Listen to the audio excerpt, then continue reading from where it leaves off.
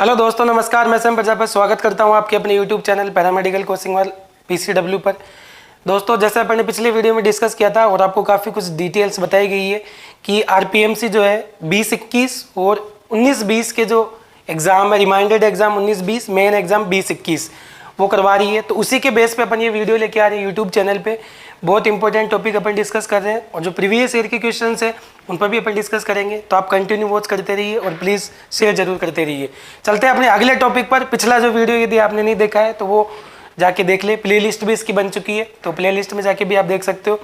तो देखते हैं, अपन डिस्कस करते हैं। पिछले वीडियो में अपन ने चार्ज डिस्कस किया था, आवेश, उसी से रिलेटेड टर्म है अपने पास में करंट, इलेक्ट्रिसिटी, विद्युत धारा, उस पर डिस्कस करते हैं। देखिए बेटा, अगला जो टॉपिक है अपना वो है करंट, इलेक्ट्रिसिटी।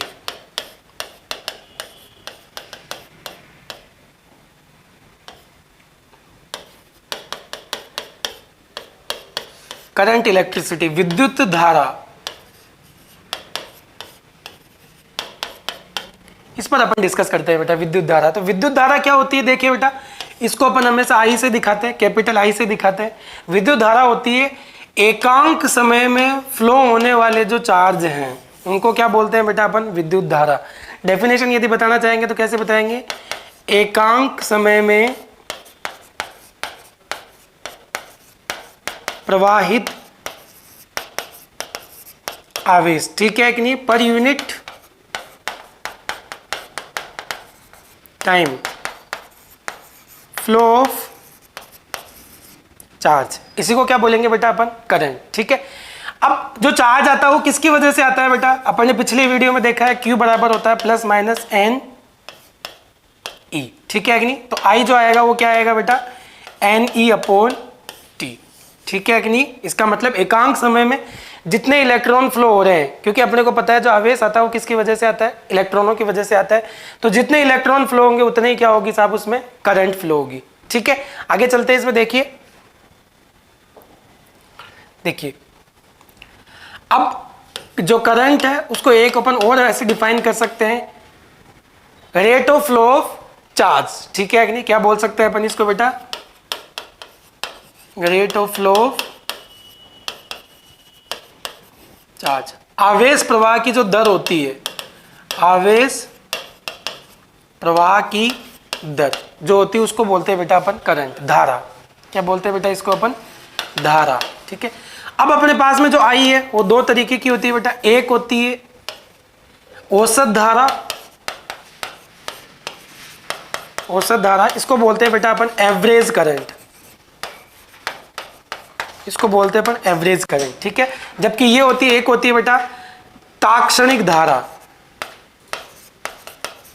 तात्क्षणिक धारा, इसको बोलते हैं बेटा अपन इंस्टेंटेनियस करंट।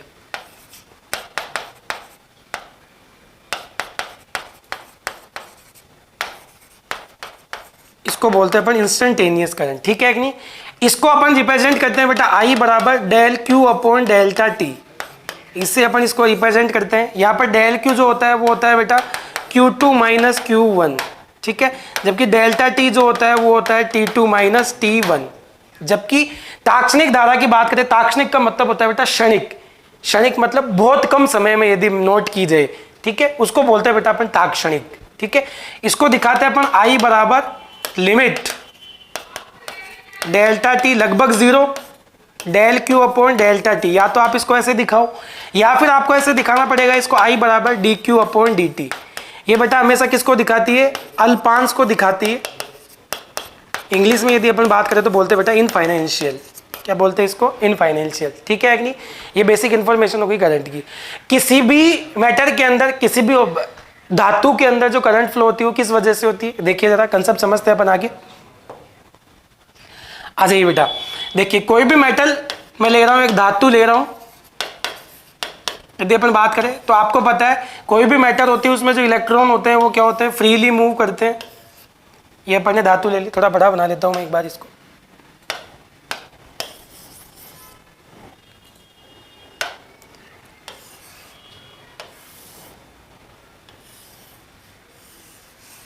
ये अपन ने बना लिया, ठीक है। ये कोई धातु है, इसके अंदर जो इलेक्ट्रॉन है अपने को पता है इलेक्ट्रॉन जो रहते हैं वो क्या रहते हैं? फ्री इलेक्ट्रॉन रहते हैं, कोई भी चाहे धातु हो उसके अंदर। अब ये इलेक्ट्रॉन क्या करते हैं? आपको विद्युत क्षेत्र, यदि आपने पिछला वीडियो नहीं देखा तो वो जरूर देखिए आप, उसमें अपन ने विद्युत क्षेत्र पे डिस्कस किया था। विद्युत क्षेत्र, इलेक्ट्रिक फील्ड। तो यदि इसके ऊपर किसी तरीके का इलेक्ट्रिक फील्ड यदि नहीं लगाया गया है तो ये क्या रहते हैं, जो इलेक्ट्रॉन रहते हैं ये क्या करते रहते हैं बेटा, रैंडमली मूव करते रहते हैं। कैसे मूव करते हैं बेटा, रैंडमली। रैंडमली मतलब यादृच्छिक गति करते हैं बेटा। ये कौन सी गति करते हैं, यादृच्छिक गति। और जब यादृच्छिक गति ये करते हैं तो इसकी जो नेट मोमेंट होती है बेटा, नेट जो गति होती है वो क्या होती है बेटा, जीरो। नेट गति क्या होगी, जीरो। और जब इलेक्ट्रॉन गति ही नहीं कर रहे तो उसमें फ्लो होने वाली जो करंट होगी वो क्या आएगी बेटा, जीरो। ठीक है। अब यदि अपन क्या करते हैं, इसके ऊपर कोई भी बैटरी लगा देते हैं, सेल लगा देते हैं, तो इसकी वजह से उसमें क्या जनरेट हो जाता है, इलेक्ट्रिक फील्ड हो जाता है। देखिए बेटा, ये सेम वायर अपन ले रहे हैं, इसके अंदर वही इलेक्ट्रॉन ले रहे हैं अपन, थोड़े कम बना लेते हैं ताकि आराम से दिखाई दे ये। ठीक है। मैं क्या कर रहा हूं, इसके ऊपर कोई भी सेल या बैटरी लगा देता हूं। अपने को पता है जब भी बैटरी या सेल से अपन कनेक्ट करते हैं तो क्या फ्लो होती है, करंट फ्लो होती है बेटा, आई। ठीक है। तो क्या होगा, देखिए अभी आई फ्लो नहीं हो रही इसमें, इस पे की वजह से क्या होगा, देखो प्लस और माइनस की वजह से क्या जनरेट होगा, एक इलेक्ट्रिक फील्ड जनरेट होगा। और हमेशा ध्यान रखना बेटा, विद्युत क्षेत्र की जो दिशा होती है, विद्युत क्षेत्र की दिशा होती है वो प्लस क्यू से माइनस क्यू की ओर होती है, प्लस क्यू आवेश से माइनस क्यू आवेश की ओर होती है। ठीक है। तो यहां पर क्या लगेगा, जैसे ही अपन इस पर बैटरी लगाएंगे, ये जैसे ही इस पर अपन क्या करेंगे, बैटरी लगाएंगे, इसकी वजह से इसमें क्या होगा बेटा, एक इलेक्ट्रिक फील्ड जनरेट होगा, विद्युत क्षेत्र जनरेट होगा। और विद्युत क्षेत्र की जो डायरेक्शन रहेगी वो कैसे रहेगी, यू। ठीक है। देखिए अब जैसे ही विद्युत क्षेत्र में, हमेशा ध्यान रखना बेटा, कोई बहुत सारी चीजें अपन जो पिछले वीडियो की वो भी अपन डिस्कस कर लेते हैं। देखिए एक बार, ये विद्युत क्षेत्र है, ये विद्युत क्षेत्र की डायरेक्शन अपन ने बनाई है। तो विद्युत क्षेत्र में यदि प्लस क्यू चार्ज रखे, एक रखे अपन माइनस क्यू चार्ज, ठीक है, ये ई विद्युत क्षेत्र है, तो प्लस क्यू पर विद्युत क्षेत्र की डायरेक्शन में बल लगता है, वो लगता है प्लस क्यू ई, जबकि इसमें अपोजिट डायरेक्शन में बल लगता है, वो लगता है क्यू ई। तो यहां पर इलेक्ट्रॉन कैसे है बेटा, नेगेटिवली चार्ज है, तो इस पर जो फोर्स लगेगा वो कैसे लगेगा, यू। क्योंकि अपन ने देखा है इलेक्ट्रिक फील्ड पर, नेगेटिव चार्ज पर इलेक्ट्रिक फील्ड के कारण अपोजिट डायरेक्शन में क्या लगता है, फोर्स। तो इलेक्ट्रॉनों पर क्या लगेगा, यहाँ पर फोर्स लगेगा इलेक्ट्रिक फील्ड के अपोजिट डायरेक्शन में। तो ये इलेक्ट्रॉन कहाँ मूव करेंगे, यहाँ मूव करेंगे। और आपको पता है इलेक्ट्रॉन की गति की दिशा के विपरीत, गति की दिशा के विपरीत क्या होती है बेटा, धारा प्रवाहित होती है। इसमें धारा कैसे प्रभावित होगी बेटा, यहां पर इंग्लिश में यदि करना चाहो तो क्या आ जाएगा, current will be flow in opposite direction to the flow of electron. Electron की गति के विपरीत दिशा में क्या होती है, करंट फ्लो होती है। तो देखिए यहां पर इलेक्ट्रॉन यदि इधर गति कर रहे हैं तो करंट जो फ्लो होगी वो क्या होगी, इधर फ्लो होगी बेटा। ठीक है। तो इसका मतलब अपने को पता भी है, यदि बेसिक नॉलेज अपने को ध्यान है तो अपन क्या जानते हैं कि प्लस पॉजिटिव से हमेशा क्या होती है, करंट निकलती है, और माइनस में हमेशा क्या करती है, एंटर करती है। और होना भी यही चाहिए। देखो इलेक्ट्रॉन मूव कर रहे हैं यू, इलेक्ट्रॉन के डायरेक्शन की यदि अपन बात करें तो, जबकि यदि अपन बात करें किसकी, करंट की, तो करंट फ्लो हो रही है यू। ठीक है। तो ये इलेक्ट्रॉनों के अपोजिट डायरेक्शन में। ठीक है। चलते हैं अपन, देखिए अगले, ये अपन ने बनाया है यहां पर, इसमें इलेक्ट्रॉन बनाया अपन ने। यदि इसकी लंबाई में कितनी मान लेता हूं बेटा, एल, और यदि इसका जो एरिया मान लेता हूं, एरिया बोलते हैं इसको, बोलते हैं बेटा अपन cross sectional area, cross sectional area. ठीक है। अनुप्रस्थ काट का क्षेत्रफल बोलते हैं इसको। तो इसके कारण जो करंट फ्लो होगी बेटा वो होगी NaEVD। ठीक है कि नहीं, ये इसके कारण क्या होगी, करंट फ्लो होगी। VD होती है बेटा drift velocity,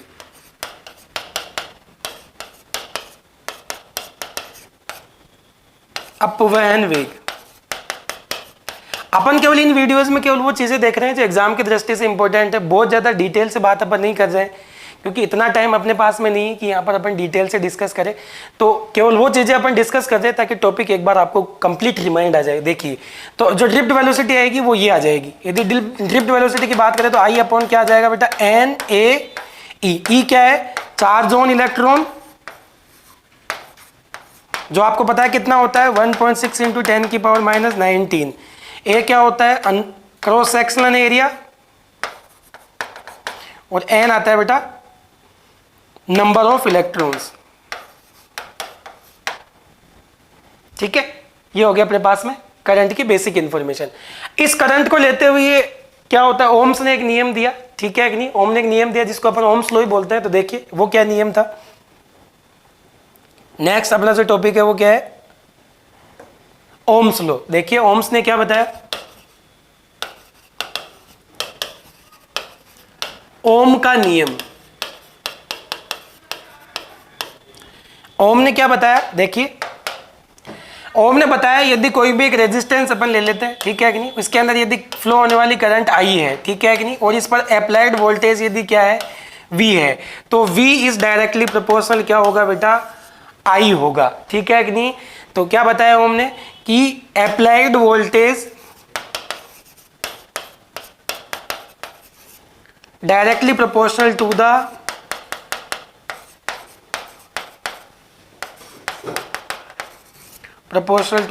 flow of current, ठीक है कि नहीं। तो ये ओम से अब अपने को पता है जब भी अपन क्या करते हैं समानुपाती हटाते हैं तो अपन क्या लगाते हैं, कांस्टेंट लगाते हैं। तो यहां पर क्या लगाएंगे, आर क्या है बेटा, ये समानुपाती नियतांक है, समानुपाती नियतांक। ठीक है, इसको क्या बोलते हैं यहां पर अपन, रेजिस्टेंस। क्या बोलते हैं बेटा अपन, रेजिस्टेंस, प्रतिरोध। ठीक है, ये अपने पास में आ गया। अब अपन बात करते हैं प्रतिरोध पे, ठीक है कि नहीं। देखिए अब अपन डिस्कस करते हैं किस पर, प्रतिरोध पर। प्रतिरोध क्या होता है, डिस्ट्रक्शन इन फ्लोइंग करंट। धारा प्रवाह में जो उत्पन्न बाधा होती है उसी को क्या बोलते हैं अपन, destruction in flow of current. धारा प्रवाह में उत्पन्न अवरोध, ठीक है कि नहीं, उसी को क्या बोलेंगे बेटा अपन, प्रतिरोध। ठीक है कि नहीं। इसको किससे मेंशन करते हैं बेटा अपन, जिगजैग जो वायर होता है इससे अपन डिफाइन करते हैं इसको, आर को। ठीक है, आर की जो यूनिट होती है बेटा वो क्या होती है, ओम होती है। तो जो भी साइंटिस्ट है उसी के नाम पे रख दी गई इसकी यूनिट ओम।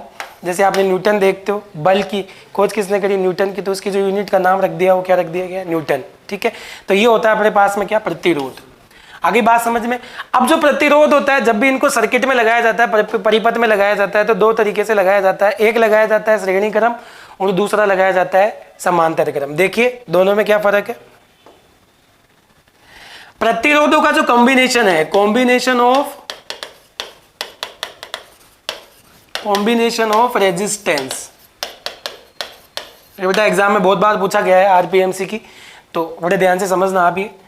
प्रतिरोधों का संयोजन, प्रतिरोधों का संयोजन। ठीक है, तो प्रतिरोधों को अपन दो तरीके से जोड़ सकते हैं। एक होता है श्रेणी क्रम और दूसरा होता है समांतर क्रम। एक होता है बेटा सीरीज ऑर्डर, एक होता है सीरीज ऑर्डर और दूसरा होता है बेटा पैरेलल ऑर्डर। एक होता है सीरीज ऑर्डर, दूसरा होता है पैरेलल ऑर्डर। इसको बोलते हैं बेटा अपन श्रेणी क्रम संयोजन, श्रेणी क्रम संयोजन। इसको बोलते हैं अपन समांतर क्रम संयोजन, समांतर क्रम संयोजन। तो ये दो तरीके के संयोजन है अपने को। ठीक है, देखिए इसमें जो प्रतिरोध जुड़े हुए रहेंगे वो कैसे जुड़ेंगे बेटा, एक का एंड दूसरे के एंड, दूसरे का तीसरे, तीसरे से चौथे का। ठीक है कि नहीं। इसको अपन मान लेते हैं R1, R2, R3, R4। ठीक है, जबकि इसके अंदर जो रेजिस्टेंस जुड़ेंगे फर्स्ट एंड केवल फर्स्ट से जुड़ते हैं,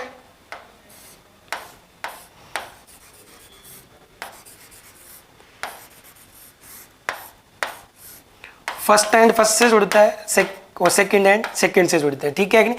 इस प्रकार का जो कॉम्बिनेशन आपको दिखाई दे रहा है ये है श्रेणी क्रम संयोजन, और इस प्रकार का जो दिखाई दे रहा है आपको इसको बोलते हैं अपन समांतर क्रम संयोजन। ठीक है कि नहीं।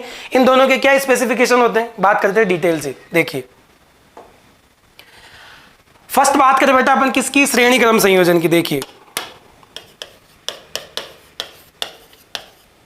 श्रेणी क्रम संयोजन, ठीक है। श्रेणी क्रम संयोजन में देखो दो चीजें आपको स्पेसिफिक ध्यान रखनी है, वो कौन कौन सी है। श्रेणी क्रम में प्रवाहित होने वाली धारा हमेशा समान होती है, जो करंट होती है, करंट धारा वो क्या होती है बेटा, समान होती है। जबकि यदि बात करें अपन वोल्टेज की, वोल्टता, ठीक है, ये क्या होती है बेटा, असमान होती है। जबकि यदि समांतर क्रम की बात करेंगे तो वो क्या हो जाएगी बेटा, जस्ट इसकी अपोजिट हो जाएगी। तो देखिए डिस्कस करते हैं अपन आगे। ये अपन ने 3 रेजिस्टेंस लिए हैं, R1, R2 एंड R3, ठीक है कि नहीं। इसको किसी बैटरी से कनेक्ट कर रहे हैं अपन, ये अपन ने कनेक्ट किया है यहाँ पर प्लस और माइनस, इस पर V वोल्टेज लगा दिया। जैसे ही V वोल्टेज लगाएंगे तो क्या होगा, इसमें I करंट फ्लो होगी बेटा, बोलो होगी कि नहीं होगी, होगी, ठीक है।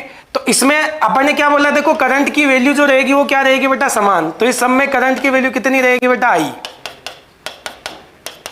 लेकिन वोल्टेज क्या रहेगा, असमान। तो इस पर मैं क्या मान लेता हूं बेटा, वोल्टेज V1, इस पर जो वोल्टेज मान लेता हूं मैं V2, और इस पर वोल्टेज मान लेता हूं बेटा V3, ठीक है।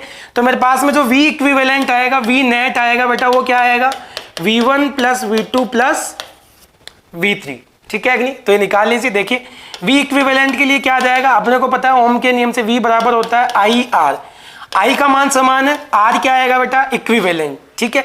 ऐसे ही अपन क्या कर लेते हैं, R1 रेजिस्टेंस के लिए तो क्या आ जाएगा, V1 बराबर I1 R1। ऐसे ही अपन R2 रेजिस्टेंस के लिए निकाले तो क्या आ जाएगा बेटा, V2 बराबर IR2, करंट सेम है। ऐसे ही अपन बात करें किसके लिए बेटा, 3 के लिए, तो क्या आ जाएगा, V3 बराबर I3, सॉरी यहां आएगा R, यहां आएगा R3, ठीक है कि नहीं। करंट की वैल्यू सब में क्या है, सेम है। तो इस फॉर्मूले में पुटअप कर दीजिए सबकी वैल्यू। देखिए तो V इक्विवेलेंट बराबर अपने पास में क्या आ गया बेटा, V1 plus V2 plus V3। तो V इक्विवेलेंट कितना आया बेटा, IR इक्विवेलेंट बराबर IR1 plus IR2 plus IR3। I common ले लीजिए बेटा, इसमें IR इक्विवेलेंट I कॉमन ले लिया, क्या आ जाएगा, R1 plus R2 plus R3। I से I कट जाएगा बेटा, तो R इक्विवेलेंट अपने पास में जो आएगा बेटा वो क्या आएगा, R1 R2 R3। तो जो श्रेणी क्रम संयोजन के अंदर जो तुल्य प्रतिरोध आता है बेटा, वो कितना आता है, ये तुल्य प्रतिरोध, ठीक है। यदि अपन क्या करें, दो रेजिस्टेंस की यदि अपन बात करें तो क्या आ जाएगा बेटा, R1 और R2। तो R इक्विवेलेंट कितना आ जाएगा बेटा, R1 प्लस R2। यदि N रेजिस्टेंस की यदि अपन बात करें बेटा, N प्रतिरोध की बात करें तो क्या आएगा, देखिए ये कहां तक करते जाओ बेटा, N तक, R1 R2 R3 R4 Rn, ठीक है। तो R इक्विवेलेंट बराबर क्या आ जाएगा बेटा, R1 plus R2 plus R3, कहां से कहां तक, Rn तक। यदि R1 बराबर R2 बराबर यदि Rn बराबर R हो तो अपने पास में जो R इक्विवेलेंट आएगा बेटा वो क्या आ जाएगा, NR, ठीक है। ये हो गया अपने पास में क्या, श्रेणी क्रम संयोजन। नेक्स्ट डिस्कस करते हैं बेटा अपन किस पर, समांतर क्रम संयोजन पे। देखिए बेटा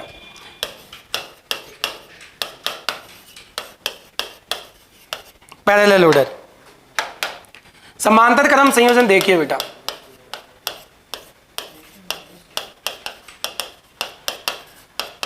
अब बेटा जो भी मैं बोर्ड पर यहाँ पर मेंशन कर रहा हूँ उसकी पीडीएफ आपको टेलीग्राम जो हमारा ग्रुप है उस पर मिल जाएगी आपको। तो आप टेलीग्राम चैनल पे जरूर जाइए, टेलीग्राम पे, और पैरामेडिकल कोचिंग वाले से जुड़िए, तो आपको वहाँ पर इसकी पीडीएफ मिलेगी, सेम एज इट इज जैसे मैं बोर्ड पे आपको मेंशन कर रहा हूँ वैसे की वैसे, ठीक है।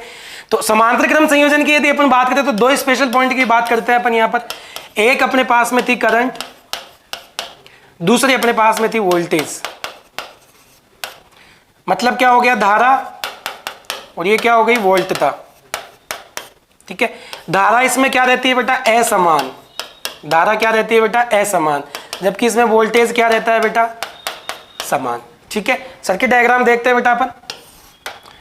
इसमें अपन ने क्या बताया कि एक पॉइंट से फर्स्ट जो एंड होते हैं वो फर्स्ट से, और सेकंड जो एंड होते हैं वो सेकंड से जुड़ते हैं आपस में। सारे एक पॉइंट एक बिंदु पर और सारे दूसरे पॉइंट दूसरे बिंदु पर, ये अपन ने जोड़ दिया, ये हो गया समांतर क्रम। R1 R2 और R3, ठीक है। ये किससे जुड़ गया बेटा? बैटरी से, प्लस और माइनस, ठीक है। इसकी वजह से इसमें क्या होगी बेटा? करंट फ्लो होगी। लेकिन अपने को पता है समांतर क्रम में जो करंट होती है वो क्या होती है? भिन्न भिन्न, जबकि वोल्टेज क्या होता है? समान। तो इसका वोल्टेज मान लेता हूं मैं V, तो इसका वोल्टेज V, इसका वोल्टेज V, इसका वोल्टेज V। लेकिन फ्लो होने वाली जो करंट आएगी बेटा वो क्या आएगी? इसमें I1 आ जाएगी, इसमें I2 आ जाएगी और इसमें क्या आ जाएगी बेटा? I3 आ जाएगी, ठीक है। तो इसका मतलब पूरे सर्किट में फ्लो होने वाली जो नेट करंट आएगी वो कितनी आएगी? नेट करंट देखिए बेटा, परिणामी धारा, ठीक है, वो कितनी आएगी बेटा? I इक्विवेलेंट कर दीजिए, I नेट कर दीजिए, I1 plus I2 plus I3, ठीक है कि नहीं? देखिए अपने पास में I इक्विवेलेंट क्या आया है बेटा? I1 plus I2 plus I3। लेकिन ओम के नियम से अपने को तो क्या पता है? ओम्स लॉ के हिसाब से यदि अपन बात करें तो V बराबर क्या आता है बेटा? IR। अपने पास में वोल्टेज सेम है तो इसको टच मत करो। ये क्या आ जाएगा बेटा? इक्विवेलेंट। तो ये भी क्या आएगा? इक्विवेलेंट। तो I इक्विवेलेंट मेरे पास में क्या आ जाएगा बेटा? V upon R equivalent. ऐसे ही आप R1 के लिए मेंशन कर लीजिए बेटा। R1 के लिए क्या आ जाएगा? देखिए V बराबर IR, वोल्टेज सेम है तो I1 R1, ठीक है कि नहीं? तो I1 बराबर क्या आ जाएगा? V अपॉन R1, ठीक है कि नहीं? ऐसे आप मेंशन करिए बेटा R2 के लिए। देखिए R2 बराबर क्या आ जाएगा? V बराबर I2 R2। तो I2 बराबर क्या आ जाएगा? V अपॉन R2, ठीक है। थर्ड मेंशन करिए आप तीसरे रेजिस्टेंस के लिए। V बराबर क्या आ जाएगा बेटा? I3 R3। तो I3 बराबर क्या आ जाएगा? V upon R3। तो नेट निकाल लीजिए। देखिए बेटा I इक्विवेलेंट बराबर क्या है? I1 plus I2 plus I3। ये इक्विवेलेंट बराबर क्या आ जाएगा? V अपॉन R इक्विवेलेंट बराबर V upon R1 plus V upon R2 plus V upon R3। V common ले लीजिए बेटा इसमें। V क्या आ जाएगा? देखिए 1 upon R1 plus 1 upon R2 plus 1 upon R3। V से V कट जाएगा तो 1 अपॉन R इक्विवेलेंट बराबर क्या आ जाएगा बेटा? 1 upon R1 plus 1 upon R2 plus 1 upon R3। तो ये क्या आ जाएगा बेटा? समांतर क्रम के अंदर, पैरेलल ऑर्डर के अंदर इक्विवेलेंट रेजिस्टेंस, ठीक है। यदि अपने पास में यदि क्या हो? दो ही रेजिस्टेंस हो तो देखिए समांतर क्रम में, जैसे वहां पर दो केस किए थे यहां पे भी दो केस कर लीजिए। यदि क्या है, यहां पर एक रेजिस्टेंस R1 ले लिया, दूसरा अपन ने क्या ले लिया? R2 ले लिया। इन दोनों को किस में जोड़ दिया गया बेटा? पैरेलल ऑर्डर में, ठीक है। तो अपने पास में R1 अपॉन R इक्विवेलेंट क्या आएगा बेटा? 1 upon R1 plus 1 upon R2। LCM ले लीजिए बेटा इनका। R इक्विवेलेंट बराबर R1 R2। तो क्या आ जाएगा? R2 प्लस R1, प्लस में है तो R1 प्लस R2 लिखिए, चाहे R2 प्लस R1 लिखिए। तो देखिए 1 अपॉन R इक्विवेलेंट बराबर आ गया अपने पास में R1 plus R2 upon R1 R2। तो R इक्विवेलेंट क्या आ जाएगा बेटा अपने पास में? R1 R2 R1 plus R2। ये आ जाएगा बेटा दो प्रतिरोधों के लिए, ठीक है। यदि N रेजिस्टेंस हो तो बेटा N प्रतिरोध यदि हो तो, N रेजिस्टेंस यदि हो तो क्या आ जाएगा बेटा? देखिए बहुत सारे रेजिस्टेंस यदि ऐसे जुड़े हुए हो तो ये 1, ये 2, ये 3 और ऐसे कैसे Rn तक। तो क्या आ जाएगा बेटा? 1 अपॉन R इक्विवेलेंट बराबर 1 upon R1 plus 1 upon R2 plus 1 upon R3। कहां से कहां तक बेटा? 1 अपॉन Rn तक, ठीक है।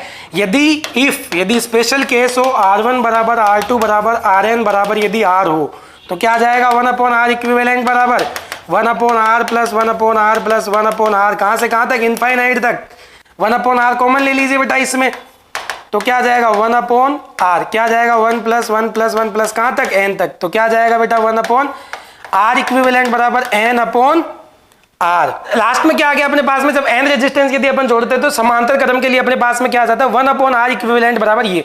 तो देखियो R इक्विवेलेंट बराबर अपने पास में क्या आ जाएगा बेटा? यहां पर मैं मेंशन कर रहा हूं। देखिए R इक्विवेलेंट बराबर आ जाएगा अपने पास में R अपॉन N, ठीक है। तो ये दो तरीके के संयोजन होते हैं रेजिस्टेंस को जब अपन जोड़ते हैं तो एक होता है श्रेणी क्रम संयोजन, दूसरा होता है समांतर क्रम संयोजन, सीरीज ऑर्डर और पैरेलल ऑर्डर, ठीक है।